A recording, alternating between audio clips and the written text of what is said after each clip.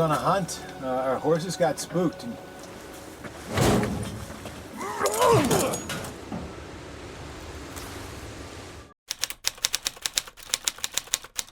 The story kicks off with a guy named Jackson, who loves the thrill of adventure. He's out climbing a freezing, icy cliff, lost in thoughts about his happy family.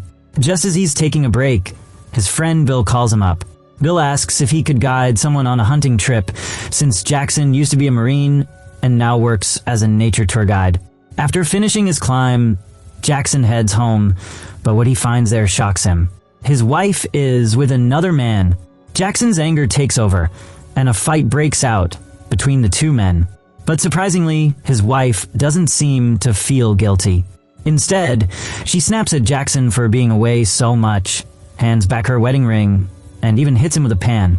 The next day, Jackson decides to get away from it all and clear his head by spending some time in nature.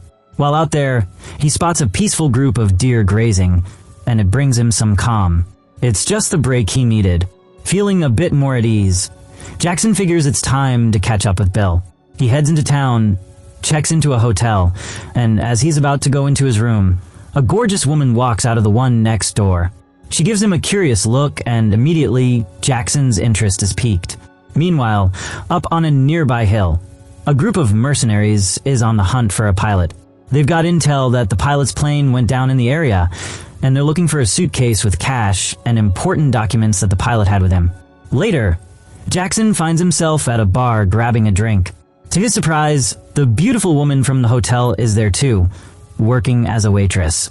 The bar owner fills Jackson in on some details about her, and before long, a tipsy guy named Murphy strikes up a conversation with him. After their chat, Jackson heads back to his hotel room to get ready for the hunting job he has the next day. But just as he's about to settle in, he hears some noise outside. He grabs his rifle and steps out to find the woman being harassed by a guy. When the man sees Jackson with his gun, he backs off quickly, and the woman thanks him for stepping in. The following morning, Jackson heads out to meet Bill and finds out that the guest he's guiding for the hunting trip is none other than the woman he saw in the bar. Her name is Kate. They chat for a bit, and she explains that her father was a hunter, and she wants to scatter his ashes in the hills after his passing. Jackson tells her that hunting can be more complicated than it seems, but Kate's determined to go through with it. They make their way to the hills where Kate, feeling tired, decides to take a rest. Meanwhile, the mercenaries are still on the lookout for the pilot, who they suspect has the suitcase full of cash and documents. Later that night, Jackson suggests Kate get some sleep because they'll need to get an early start for the hunt.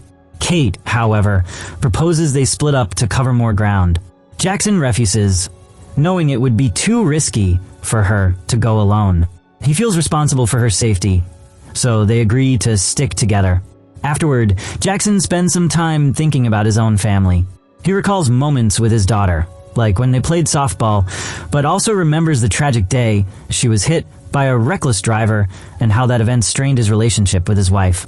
The next day, Jackson and Kate set off on their hunting trip. Jackson starts teaching Kate the basics of hunting, emphasizing the importance of staying calm and quiet. Meanwhile, the mercenaries are still hunting for the pilot and his suitcase. But after 2 days of searching, they've come up empty. Jackson and Kate make their way to the bottom of a steep hill, where Jackson tells Kate to stay at the bottom while he climbs to scout for game. As Jackson climbs, he spots a herd of deer and plans to hunt them, but something catches his eye. Using his binoculars, he sees something strange, a pilot's body hanging from a wooden plank. Jackson approaches cautiously, rifle in hand, and upon closer inspection, he realizes the pilot is dead. Next to him, there's a suitcase filled with money and important documents. Alarmed, Jackson rushes back down the hill and hears gunshots.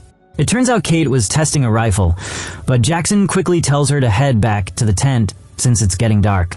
That night, they sit around a campfire, but Jackson doesn't tell Kate what he found on the hill. The following morning, Kate wakes up late and asks why Jackson didn't wake her up earlier. Jackson explains that he was considering taking her back to the hotel, which annoys Kate since she came all the way out there to hunt. Just as the tension rises, the mercenaries, who seem to have finally tracked them down, start shooting at them. Jackson, being a former Marine, fights back, and a few of the mercenaries are taken out in the process. Luckily, Jackson and Kate manage to escape, but Ellie, the leader of the mercenaries, orders her men to chase them. Confused and worried, Kate finally asks Jackson what's really going on, and that's where things start to get intense. Jackson eventually confessed that the reason the mercenaries were after them was because he had taken a suitcase filled with money the day before when he went up the hill. After hearing this, Kate came up with an idea. She suggested that if they managed to escape, they should split the money they found. Jackson was on board with this, but they first had to deal with the mercenaries that were still on their trail. Meanwhile, Ellie, the leader of the mercenaries, contacted her team member Maximus and informed him that Jackson and Kate were headed south through the forest.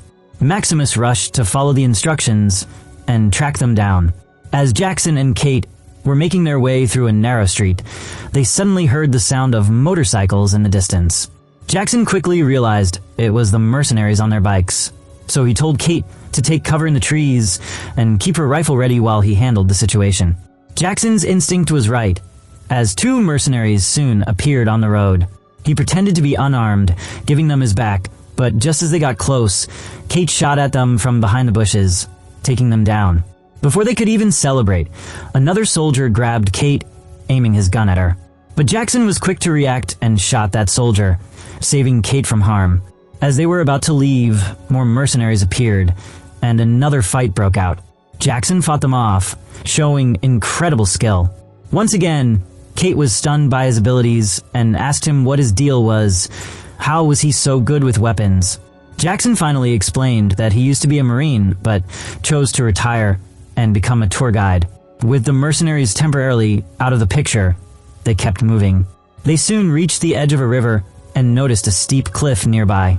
Jackson suggested they climb it, but Kate wasn't sure if she could make it to the top.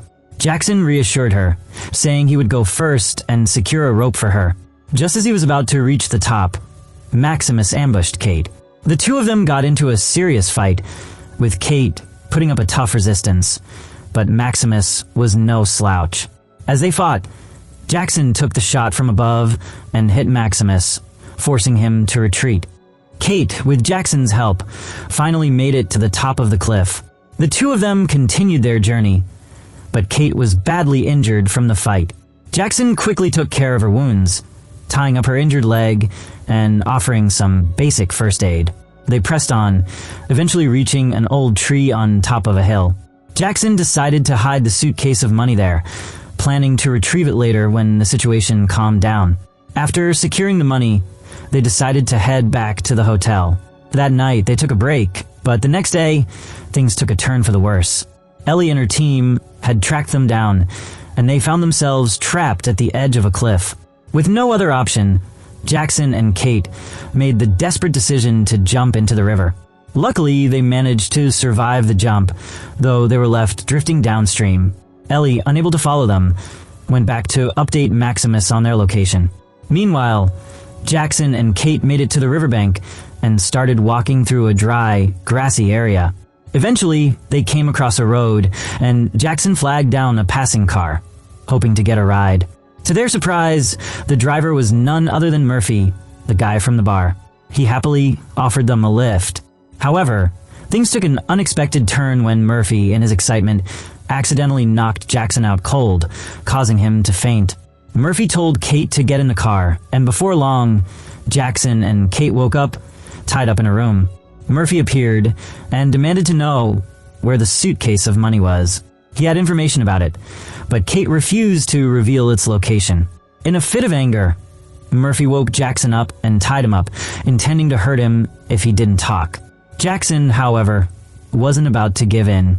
He had freed himself earlier and quickly turned the tables, defending himself and ultimately killing Murphy.